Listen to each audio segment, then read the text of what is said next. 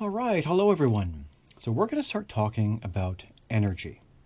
Now, arguably, energy is the single most important central concept in all of physics. And why is that? It's because energy satisfies a very deep and profound and useful principle called the conservation of energy. So energy is conserved. Energy is a strictly conserved quantity. Okay, we'll understand that as we go along. So to start with, let's suppose that we have a system, a region of space indicated by this circle. There's inside and outside. And let's suppose that this system is isolated. So isolated means that no energy is transferred into the system or out of the system. So there's no energy flowing in or out of the system. Okay? And then we're going to take this system and we're going to divide it into two subsystems, subsystem 1 and subsystem 2. Okay?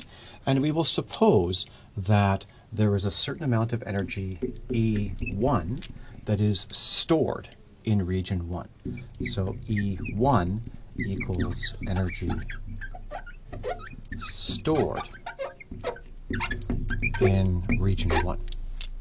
Now, we're going to talk a little bit later about the different mechanisms, the different ways, the many different ways in which nature can store energy. It can store energy in the form of rest mass energy, E equals mc squared, or kinetic energy, approximately 1/2 mv squared, energy of motion, or it can be stored in electrostatic fields, or in springs, and so on and so forth. Okay, so we'll suppose there's an amount of energy E1 at this time stored in region number 1, and there's at the same time an amount of energy E2 stored in various forms in subsystem number 2. So E12 refers to energy stored in regions 1 and 2. Okay? Now, suppose that we observe that the amount of energy in region E1 goes down by, say, 10 joules. Conservation of energy means that the energy in region number 2 must go up by 10 joules so that the total amount of energy remains the same. Okay, and so we say, suppose that there's been a change in the energy stored in region number 1. Capital delta means change in E1. Okay, E1 final minus E1 initial. Suppose that the energy stored goes down. Okay, so that means the change in the energy is negative, a certain amount W.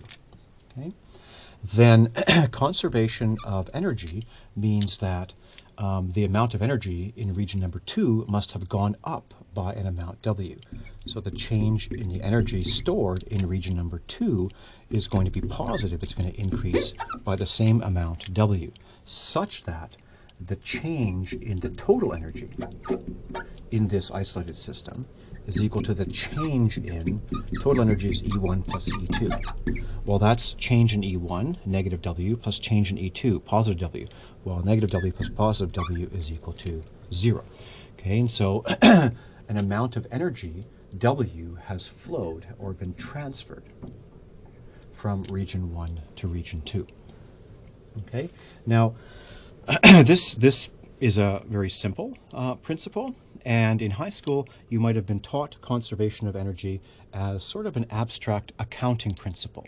So the idea that it's kind of like accounting. These are two bank accounts, and when this goes down by $5, this goes up by $5. And energy conservation is just sort of a way of tallying up energy without thinking in any sort of profound way about the energy transfer. Okay, and so let me read to you a quote from a first-year physics textbook, okay, which is completely wrong. Okay, but I'll read it anyway. Okay, so energy transfer, this amount of energy transferred from region 1 to region number 2, W, energy transfer does not mean that anything material flows in or out of the object or the region. That is, the transfer is not like a flow of water. Rather, it is like the electronic transfer of money. The number in one account goes down, while the number in the other account goes up, with nothing material passing between the two accounts. Okay, that is absolutely wrong. Okay, so there's actually, whenever there's a flow of energy from one region to another, from one form to another, it is always associated with a concrete, physical, material flow. Okay, so And why do textbooks get this wrong? It's because they're thinking pre-1905. Okay, the fact of the matter is that in order to understand anything meaningful about energy and how energy conservation works and so on, you need to understand a little bit about two things. A little bit about special relativity, namely that E equals mc squared, energy and mass are equivalent things, and a little bit about fields, that electric fields, magnetic fields, gravitational fields, they can store energy, they can store momentum, they can store angular momentum, and so on and so forth. So fields are just as physically real as, this material object here. Okay, and so as soon as Einstein figured out in 1905 that E equals mc squared, all of a sudden, our understanding of conservation of energy went from this sort of abstract kind of accounting principle to a real physical flow of material from one region to another, or from one form to another. Okay, so E equals mc squared tells us that energy transfer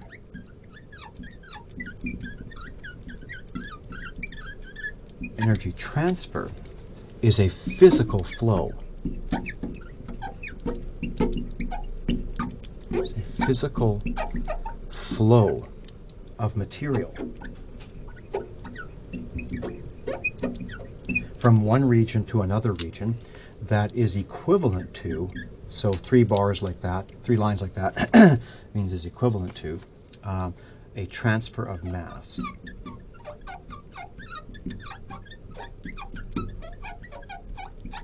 Okay, so what do I mean by that? Well, let's suppose that we have 1 kilogram of water in this region. So 1 kilogram of water represents a tremendous amount of energy. So material objects are extremely dense concentrations of energy. So 1 kilogram of water times c squared, c is 3 times 10 to the 8, c squared is 9 times 10 to the 16, which is about 10 to the 17. So 1 kilogram of water times 10 to the 17 is about 10 to the 17 joules of energy. That is an enormous amount of energy. Okay, so when 1 kilogram of water flows from region 1 to region 2, we say that, yeah, the amount of water is conserved. Okay, so 1 kilogram, so the amount of water in this region decreased by 1 kilogram, the amount of water in this region increased by 1 kilogram. And it's obvious and concrete and simple how that happened. Well, there was a material flow of water from region 1 to region number 2. It's exactly the same for energy. Okay, we had 10 to the 17 joules of energy in that 1 kilogram of water in region number 1, which physically flowed from region 1 to region 2, carrying with it an amount of energy equal to 10 to the 17 joules. So the amount of energy in region 1 went down by 10 to the 17 joules. The amount of energy in region number 2 went up by 10 to the 17 joules. It wasn't some kind of abstract accounting with nothing material flowing. There was a real concrete material flow, in this case of water. Okay. Now there was also all kinds of flows of energy. There could be electromagnetic energy flowing from here to here. So suppose that there is, or thermal energy or whatever, suppose that there is, 100 joules of, say, electromagnetic energy which flows from this region to the other in the form of light. Okay, so 100 joules divided by c squared is 100 joules is 100 divided by 10 to the 17. It's 10 to the minus 15 kilograms, which is only about 10 to the minus 12 grams. Okay, so when 100 joules of energy in the form of light moves from region 1 to region number 2, there's certainly also a flow of mass from region 1 to region number 2. Region number 1 decreases in energy by 100 joules and decreases in mass by, 10 to the minus 12 grams. Okay, well then region number 2 increases in energy by 100 joules and also increases in mass by 10 to the minus 12 grams. So the total energy and the total mass remain the same because energy and mass are the same things. Conservation of mass is a super simple, concrete, obvious physical phenomenon, and E equals mc squared makes conservation of energy exactly as simple and concrete and sensible. Okay, so without E equals mc squared, conservation of energy was thought of as this abstract accounting principle. And after E equals mc squared, it was realized that this flow of energy, W, represents not only a flow of energy, but also a flow of mass. Anytime you have energy in motion, energy flowing from one region to another, you have mass flowing from one region to another, so that the total energy and mass inside an isolated system is conserved. So this is an important statement here. Conservation of energy can be thought of, can be written in this form. The change in the total energy is equal to 0. E total final minus E total initial is equal to 0. Okay, so that's super important. That's probably the most important thing that I'm going to say about energy in these lectures here. Okay, and we'll develop this as we go along. Okay, so so there are two sort of concepts here that are very important. There are many different ways or forms in which nature can store energy, and there are many in these two regions, as kinetic, as electrostatic field energy or whatever. And there's also many different ways in which nature can transfer energy from one region to another as a physical material flow of energy and mass. Okay? And so we'll talk about first we'll talk about storage, then we'll talk about transfer mechanisms. So the first one is energy storage.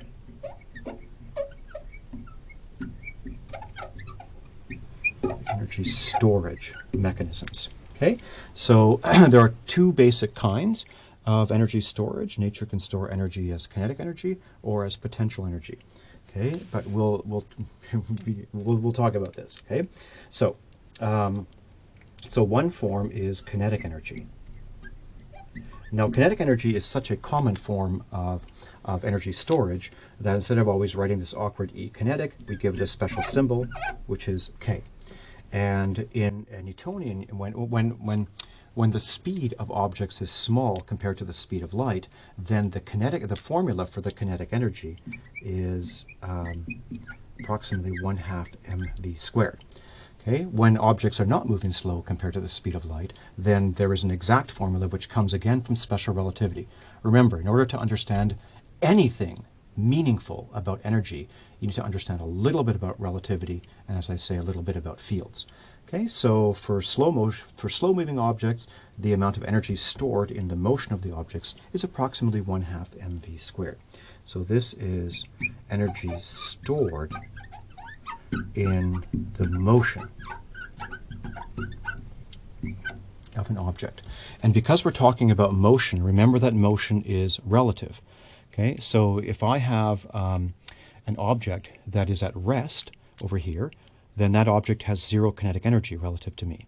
If I start now walking toward that object, then from my point of view, that object is moving toward me with some speed, and so it has kinetic energy. So I can change the amount of kinetic energy an object has just by changing my frame of reference. Okay, so kinetic energy is a relative concept. If you have any object in motion, you can always run and catch up with that object so that it is at rest with respect to you and has 0 kinetic energy. That's just an important and interesting thing to say about kinetic energy. The other general category of ways in which nature can store energy is as potential energy. Okay? And again, potential energy is such an important form of energy storage, that we give it its own symbol. And sometimes it's V, in this course it will be U. So this is energy stored in fields. Okay, so common examples of fields are electric field, or magnetic field, or gravitational field, okay, and so on. Okay, so fields is a very common way in which nature can store energy. Okay, so let me give an example. So suppose that we have a positively charged particle here and a negatively charged particle. Then in the space around this pair of particles, there will be an electrostatic field. And you've all seen a picture of the electrostatic field surrounding two oppositely charged particles. This is called the dipole electric field. So it's an electric field E, and it is a vector field, which means that at any point in space, say this point right over here, what is the electric field? Well, it is a vector. It is something that has a direction and a magnitude at that point. Now, to say that the electrostatic field surrounding these charged particles stores energy, well, how much? Well, it turns out, when you study electromagnetism, it turns out that if you take the magnitude of the electric field at that point, take the electric field, take its magnitude, square it, and divide by 2, okay, and well, it turns out you have to multiply by a dimension full constant, epsilon naught, you might remember as the permittivity of free space for electrostatic fields, then that thing is an energy per unit volume, an energy density, okay, which we give the symbol curly E. It is an energy per unit volume. So what does that mean? It means that if at this point over here I surround this point with a tiny cube, okay, maybe of some volume, maybe it's 1 centimeter cubed, if I take the volume of that region of space, multiply by the energy per unit volume at that point in center of the cube there, I will get the total amount of energy stored in that electrostatic field, okay, in that little region. And then to get the total amount of energy stored in the electrostatic field, I would go to every single point and I would figure out what is the energy density at that point, multiply by energy per unit volume, multiply by the volume of this cube, and then add it up to the energy density at this point times the volume of this point, and just use calculus to add up the total amount of energy stored at all the different cubes in the region of space surrounding those two charged particles, and I'll get some number. Okay, and so there will be, so together with that, and there's also these charged particles, okay, which have rest mass and so on, I will get some energy, say E initial. And associated with that energy of this system, I'm going to imagine that these guys attract each other. So I'm going to imagine that I've stuck a little massless rod in between that holds them apart. Now I've got a system. Okay, and that system has some energy E initial. It also has a mass, which is E divided by c squared. So this system is a mass, m initial, is equal to E initial divided by c squared. Okay? And that means that if I were to grab this system and try to shake it around, I would find that the system exhibits a certain resistance to changes in its motion, its inertia, which is the total energy divided by c squared.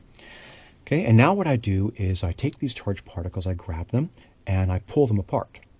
Okay, and it's going to take some effort to pull them apart because they attract each other. So to pull them apart, I have to push downwards on this particle, the negative particle, and upwards on the positive particle. So I'm going to pull them apart, and I'm going to get a new system, okay, and where the charged particles have a greater separation. Okay, so I'm going to get a new electrostatic field. Okay. It's very important to understand that nothing has changed about this particle. It still has the same mass and electric charge. Nothing has changed about this particle. It's still the same mass and electric charge. The only thing that has changed between this situation and this situation is the electrostatic field surrounding those charged particles is different, has changed. And what you're going to find is if you do a calculation, say, figure out the energy per unit volume, the energy density at every single point, and multiply by the little volumes, the little cubes, and add it all up, you will find that the energy final in this system is greater than the initial energy. And if the energy is greater, well, so is the mass of this system. Okay, so you'll find that M final is also greater than M initial. So this system, if I were to grab onto it and try to shake it around, I would find that it has greater resistance to changes in its motion, more inertia. And that inertia, that extra inertia, comes from the extra amount of energy stored in the electrostatic field around those charged particles. Okay? And then you say, well, but just a minute, I know that energy is strictly conserved. Okay, so the total energy can't change. So by total here, there are two subsystems. There's me on this side, and there's this pair of charged particles on this side. So to pull this apart, what does that mean? Well, I'm doing work. Work is a transfer of energy. So I'm exerting a force through a distance, I'm doing work. I'm transferring energy from me to the pair of charged particles. So there's an amount of energy transfer, W. And that amount of energy transfer, W, is the increase, the change in the energy of the system. So this was, so E final minus E initial. And correspondingly, that transfer of energy associated with any transfer of energy is a transfer of mass. Okay, and so there's been a change in the mass of the system. So the change in the mass of the system, m final minus m initial, well, that's equal to the change in energy divided by c squared. Okay, and so that's equal to the energy transferred divided by c squared. Now, the amount of energy transferred is small. Maybe it's like 10 newtons. I put in 10 newtons of effort. Okay, so 10 newtons, 10 joules. So a force of 10 newtons over 1 meter, whatever. I have 10 joules of energy. I've transferred 10 joules of energy to that system. So 10 joules of energy, maybe chemical energy inside my body, decreased, and I've transferred 10 joules of energy to this system. So 10 joules divided by c squared is, about 10 to the minus 16 kilograms. So yes, the energy of the system, I've transferred energy from me to this charged particle pair. And I've also transferred mass. My mass has gone down, and this thing's mass has gone up. For every transfer of energy, there is an associated physical transfer of mass. Okay, so conservation of energy is not this abstract principle. It is very concrete, just like the flow of water. Okay? Very good. And so the same goes for, so that's a little bit of a discussion for the electric field. There's also, same thing goes for a gravitational field. It's all the same.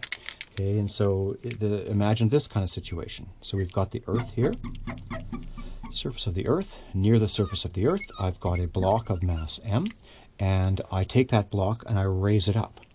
Okay, so I apply a force acting through a distance, and I raise it up. And maybe I raise it up through a height h. Okay, and so we say that the gravitational potential energy has increased. What does that mean?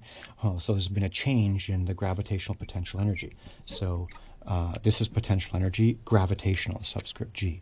There's been a change in the gravitational potential energy. And you might remember from high school physics that change in gravitational potential energy is mgh, which is the same as the amount of work done, the energy that you transferred. Okay, so if I take, in order to raise this thing up, I have to exert a force basically equal to the weight, mg, move through a distance h is a work done and energy transfer equal to mgh. That has changed or increased the gravitational potential energy. The question is, where is it?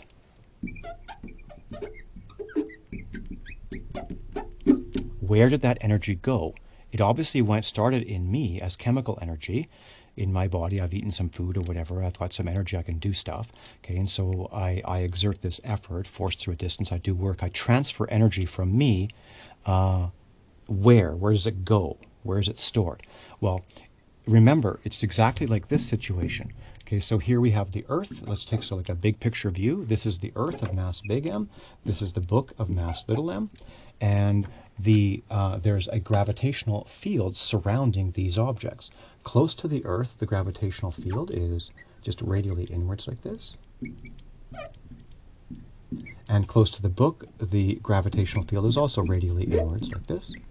Okay, and the gravitational field that's created by both big M and little m is a sum of these two radial gravitational fields, and that field looks something like this. These field lines bend a little bit like this, and these field lines bend a little bit like this. Okay? And so then this is the total gravitational field in the space outside of these two objects. And when I raise that book up, nothing has changed about this book. Nothing has changed about the Earth. It's still an object of mass m. The only thing that has changed in this picture when I pull these guys apart is the gravitational field in the space around those objects.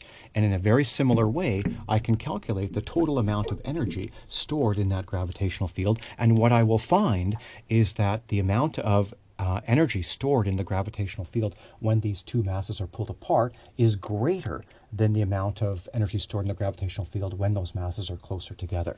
Okay, so when I raise this mass up, I am transferring energy in the form of chemical energy from my body into gravitational field energy. The amount of energy stored in the gravitational field has increased. Okay, and at the same time, there's been a transfer of mass from my body. My body now has less mass, and this system, including the gravitational field, has more mass. If I were to grab these things and shake them around, I would find that because the gravitational field has more energy, this system also now has more inertia. It's harder to accelerate. Okay? So that's a very important thing to understand. Fields are super important. I'll just reiterate. You really can't understand anything meaningful about energy without having a tiny bit of understanding of relativity, namely E equals mc squared, the equivalence of mass and energy, and a tiny bit of understanding of fields, that fields are real things. They can store energy, okay, and they can also store momentum and angular momentum and so on. Light, obviously stores energy, okay, and gets from the sun to the earth here, and it can store momentum. Light can hit a mirror and knock it over and so on, and it can store angular momentum. This is polarized, circularly polarized light and so on. So fields are as physically real as this thing, this super highly concentrated form of rest mass energy. But it's physically real. Okay, so that's a super important thing to sort of understand about energy. Okay, so I just want to give you one more example of a potential energy that you might have heard about. This is potential energy stored in springs. Well, really, potential energy is field energy, energy stored in fields. So in the case of a spring, it's energy stored in an electrostatic field between all the charged particles making up that spring. So let me give you an example. So suppose we have a spring, and this spring has some mass, say m initial. That means that it has a total energy equal to mass times c squared. So it has an initial energy, E equal mass times c squared. And that energy is stored, mass initial times c squared. So that energy is stored as, rest mass energy equals mc squared of the particles, but they're also in motion jiggling around, so there's some kinetic energy. And there's also, most importantly, electrostatic fields. Any piece of metal is made up of positively and negatively charged particles, and microscopically there are very strong electrostatic fields, or dynamic actually, and magnetic fields and so on. There are fields in there, electric fields mainly, and those fields store energy as well. Okay, so now if I were to take that spring and I were to compress it by an amount, say delta x, so I compress this guy like this, so I've pressed it in by an amount, total amount delta x, say half a meter here, half a meter here, delta x is a total of 1 meter that I've compressed it. Okay, then what I will find is that, yeah, I've done some work. I've transferred some energy from me into this spring. Okay, and because the energy that's now stored in the spring is larger than before, the mass that's stored in this spring is now larger as well. So we'll have a, let's say there's been a change in the energy of the spring. It has gone up by the amount of work that I have put in, force times distance kind of work. I've transferred energy from me into that spring. Okay, then there will be a change in the mass of that spring, which is equal to the change in the energy divided by c squared. Okay, so I might have done, say, 10 joules of work. Okay, I've transferred 10 joules of energy from me into that spring. The mass of the spring has now gone up. So if I grab this object and shake it around, it will have more inertial mass. It'll be harder to accelerate than this object. Okay? And how much harder? Well, you take the amount of energy that you put in, that 10 joules, divided by c squared. 10 to the 17 is about 10 to the minus 16 kilograms, so 10 to the minus 13 grams. So this thing has increased in mass by 10 to the minus 13 grams. Virtually unmeasurable, but it's super important that that's actually what's happening. Okay, so when we say, yes, we have potential energy associated with a spring, subscript S, there's been a change in that. Well, you might remember from high school physics, and we'll derive this a little bit later, is 1/2 the spring constant K times the amount by which the spring has been compressed or stretched. Okay, and so this is the amount, this is the change in the potential energy of the spring. Well, where did that change mainly happen? Well, it mainly happened because when you change the shape of that spring, you are changing the microscopic electric field between all those charged particles, and you are changing the amount of energy stored in that electrostatic field. And that change in the energy, that increase in energy stored in the electrostatic field, is responsible for, that's where the energy is stored, and it's also responsible for the increase in the mass. This spring is more mass than this spring. The compressed spring is more mass than the original uncompressed, relaxed spring. Okay, super important. Fields are super important. So I'll just reiterate. you really can't understand anything meaningful about energy without understanding a little bit of special relativity. What does E equals mc squared mean? And also a little bit about fields. The fact that this potential energy is really energy stored in fields. Electrostatic fields, gravitational fields, magnetic fields, and so on. Okay? Fields are real. They can store energy, they can store momentum, they can store angular momentum, just like this object stores energy equals mc squared, a huge amount of energy. They can store, momentum, they can store angular momentum if this thing is spinning, and so on and so forth. Fields are as real as this object. Okay? Good. So I'm going to erase the board, and I'll come back and talk about another important form of energy, which is thermal energy. Okay, so let's continue with the topic of energy storage mechanisms. So this is the various ways and forms in which nature can store energy. Now there's a very important one for Phys 121 and in general, which is thermal energy.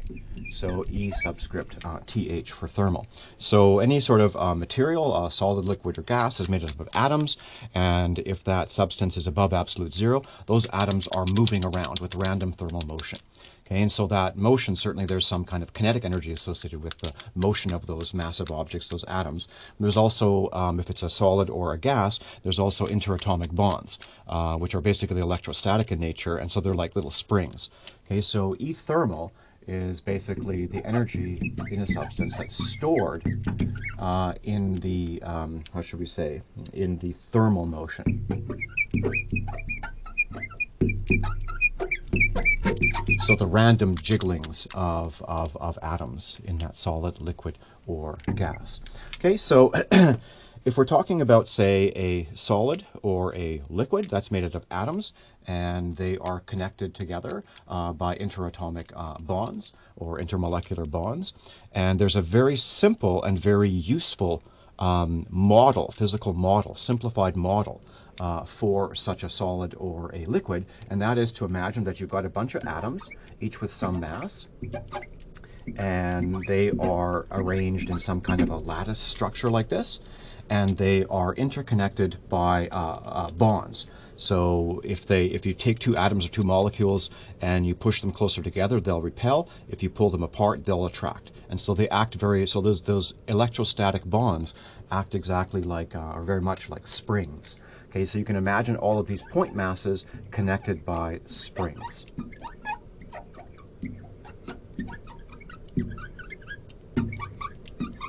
So something like that. And now, when you heat this substance above absolute zero in temperature, there's going to be some random thermal motion. These guys are all going to be jiggling around. The higher the temperature, the more vigorously they jiggle around. So at this instant of time, this particle might be moving slowly that way. This particle is moving fast that way. This particle is moving more slowly that way. This particle is doing this. This particle has that velocity. This particle has that velocity, and so on and so forth. Okay, and so these are just random jiggling around like that. And so certainly there's a kinetic energy associated with that. So when we want to calculate or express the thermal energy, well, what is that? What you do is you look at all those particles and just, well, pick one particle and say, what's the kinetic energy of that? 1/2 mv squared for that particle. So that's kinetic. Okay? But also, there are essentially springs here. So when these guys move apart like this, well, then that spring gets stretched, and it stores spring potential energy, which of course we know is really electrostatic field energy. Okay, so we just say, take the kinetic energy of all the particles and the spring energy of all the of each individual particle and spring, and then sum over all the particles. Okay, so kinetic plus spring energies at any instant of time, and that will be the thermal energy. Okay. Now, of course, sometimes some particles have greater velocity, some less, but on average, this is just going to give you some constant value for the substance being at some temperature. One thing to say is that thermal energy is not anything new. We've already talked about kinetic energy. We've already talked about the energy stored in electrostatic fields, say in the form of a spring or whatever. So this is just a combination of kinetic and sort of spring electrostatic field energy. But anyways, this thermal energy, we call it, okay? And so there's an interesting thing to say about this. If you look on a per particle basis, like just take this particle over here, and you were to take the thermal energy of that particle, so per particle. So per particle, do I have enough room here? take the thermal energy of that particle, which is the kinetic plus, say, the average of the springs around it. Take that, and if you were to take the time average of that, so when physicists put angle brackets around something, it often means either an average over time or an average at one instant of time over all of the particles. Okay, so on a per particle basis, the thermal energy of a particle, the average thermal energy of that particle, turns out to be equal to 1/2 kT per degree of freedom. Okay, so I don't know if many of you know this. This is K is Boltzmann's constant. T is the absolute temperature in the Kelvin scale. Absolute zero being the coldest temperature. And so, for every degree of freedom, say you have a gas, and those particles can move in the x direction, the y direction, or the z direction. That's 3 degrees of freedom. So if you have, say, a monatomic gas, that's a gas made out of just individual atoms, and the atoms are zipping around, and the temperature of the gas is T, then 1/2 kT times 3, because they can move in the x, y, and the z direction, so 3/2 kT will be the average thermal energy. Sometimes it's larger, sometimes it's smaller, but on average it'll be this. And so the point of saying this is just that temperature is a derived quantity. Temperature is nothing fundamental. Temperature is really just a measure of energy. Okay, in this case, average thermal energy. So this temperature is directly a measure of energy in the form of kinetic and electrostatic field energy stored in that stuff. Okay, so if you double the absolute temperature of something from, say, 200 to 400 Kelvin, then basically the energy doubles. The energy that's stored in this thermal motion doubles. Okay, so if we have a cup of coffee which contains some number of molecules of water, and it's at some temperature, it's got some thermal energy. If we transfer energy to that cup of coffee by heating it up, okay, then we've stored, then the kinetic and the average spring energies go up, okay, and there's more thermal energy. If there's more energy in there, then there's also more mass. So a hot cup of coffee has more mass. It's harder to accelerate this. It exhibits more resistance to changes in its motion than the same collection of atoms that are cooler. Okay, so yeah, so that's that. Which is kind of cool. So now, of course, there are lots of other forms of energy that you sometimes hear, but we've talked really about kinetic energy and potential energy in various fields. But really, that's really all there is sort of at this level in 121. There's kinetic energy and field energies. So others that you might hear about is things like, and that we in fact talk about. We say, yes, there's chemical energy, right? So here's a block over here, and I raise this block. Well, then the chemical energy in me has gone down, and the energy in the gravitational field of this block and the Earth has gone up. There's been an energy transfer, chemical energy into gravitational field energy. But really, of course, we understand that chemical energy is really just electrostatic field energy, because all that's happening is that bonds, atomic bonds are shifting around, and so the energy stored, so the electric field is changing between all the charged particles in our body, and so the the energy is decreasing and going into the gravitational field. So really, chemical energy is nothing but electrostatic field energy. So let's just say electromagnetic in general.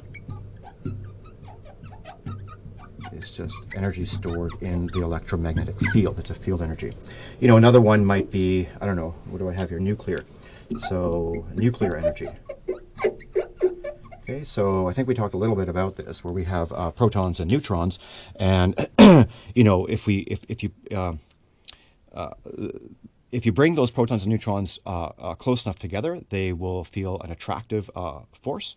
And if you push them too close together, they will feel a repulsive force. And so that force is associated with an exchange of virtual gluons between those protons and neutrons. And so really, when you take a proton and neutron and pull them apart like this, really the bond energy that you're breaking is really gluon field energy. So this is energy associated with the gluon field. So again, it's fields. I'll say it again. So in order for really to understand anything substantial or meaningful about energy, you really got to use E equals mc squared, and you got to understand that fields are real. So just to give you, just to sort of emphasize this point that fields are real, is just consider a proton. So a proton, here's a proton. So a proton is composed of 3 quarks.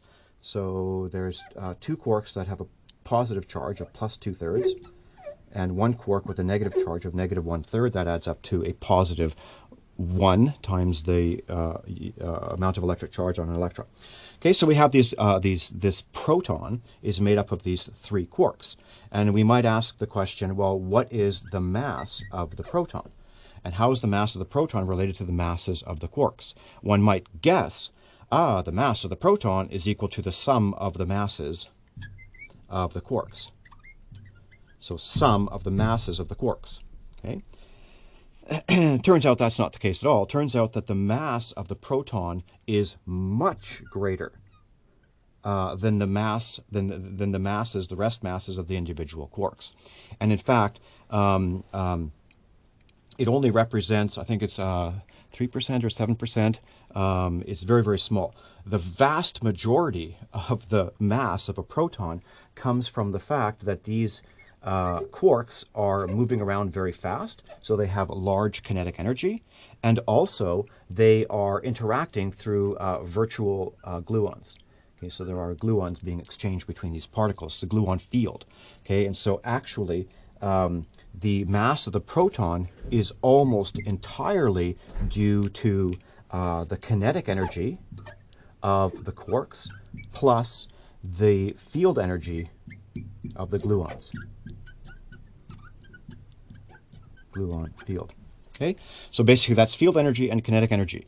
I think it's something like 93% or 97% of the mass of protons and neutrons is due to kinetic and field energy.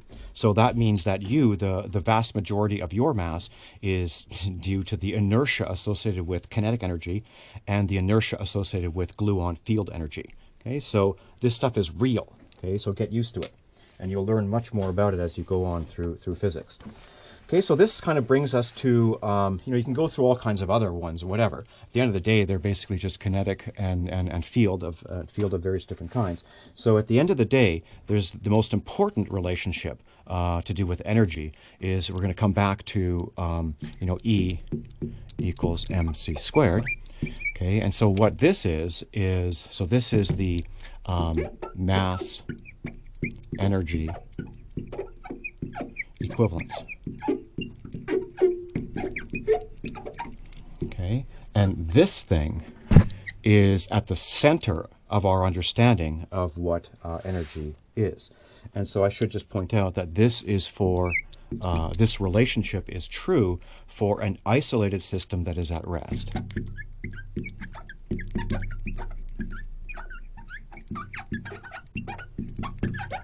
Okay, so we've got a box which contains all kinds of stuff. It could be like particles zipping around, could be springs stretching and being compressed and back, and there could be charged particles with electrostatic fields or whatever. There's a box containing stuff. Okay, and that box will have a certain mass, m. You just shake it around, you say, oh yes, this thing has some certain resistance to changes in its motion, and so its total energy is E is equal to mc squared. Okay. So what I want to point out, and this is super important, is that this equation provides for us a very powerful, deep, and profound unification.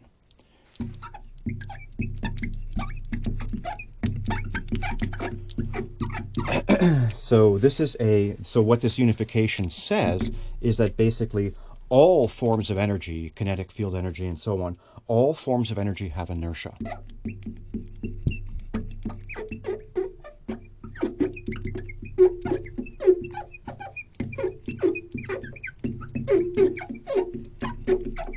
Okay, so let me just sort of just draw this as a picture. So what we say is, here's a box. So this is a box that's isolated from the rest of the universe, and it's at rest, and it's got stuff inside it. So maybe it's got, 2 positive negative charges with an electrostatic field, and maybe it's got springs that are being compressed. Maybe it's got, planets which are, orbiting around a star, and there's gravitational field energy, etc. There's whatever. There's all kinds of stuff inside this box.